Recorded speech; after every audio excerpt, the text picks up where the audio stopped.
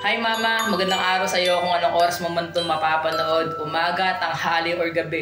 Gusto ko lang sabihin sa iyo na happy birthday. Miss na kita mama, or hindi lang ako, miss ka na rin namin ng kambal ko. And ayun mama, gusto ko lang sabihin na sana humaba pa yung buhay mo, long life, good health mama. Sobrang proud ako sa iyo na sobrang sipag mo po dyan sa ibang bansa. And ayun, sana magkita na tayo soon. And maraming siguro hindi rin ako ganito, and ayun, naiiyak ako kasi ayun, sorry kung ngayon ko lang din siya nagawa yung video na to kasi sobrang busy ko rin po sa ACADS ko, and ayun, alam niyo naman po na yung pag-aaral ko is priority ko rin kasi ayun, goal ko rin na matulungan kayo someday kapag maging successful ako. So ayun lang.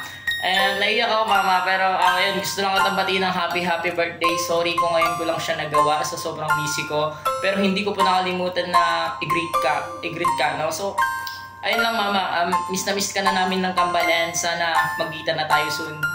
Bye-bye. So ayun ma'am, happy birthday.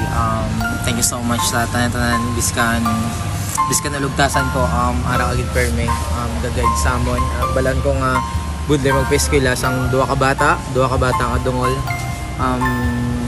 Tas ano pa kami, private pa kami nga school. Then muna gusto ko lang magpasalamat sa tanang sacrifice mo para sa amon, that if may mga need man kami nga ginapangayosin mo, ginahatag mo dayon, if kaya mo man or hindi ginapangita mo gid sa videos kag salamat sa pag-support for me sa mga time, sa mga halimbawa if may mga event man kung nga ginaintran, ikaw gid ako nga number 1 nga supporters kag wala may ko ginapabayan sa ano man.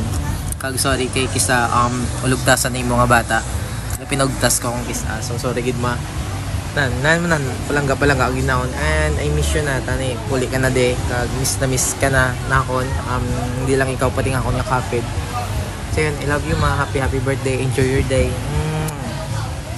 Tita, happy birthday po sa'yo. Sana po ma-enjoy nyo po yung araw nyo today. And sorry po kasi ngayon lang po kami nakapag-video ni Clarence. And ako po, witness ko po yung pagiging busy niya today and napaka-productive niya po today.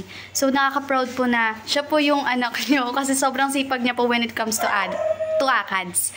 So yun po, wish ko po sana maging mas maayos po yung health nyo and umawa pa po yung buhay mo. Sana po mag-meet na po tayo soon. Thank you, tita. Have a nice day.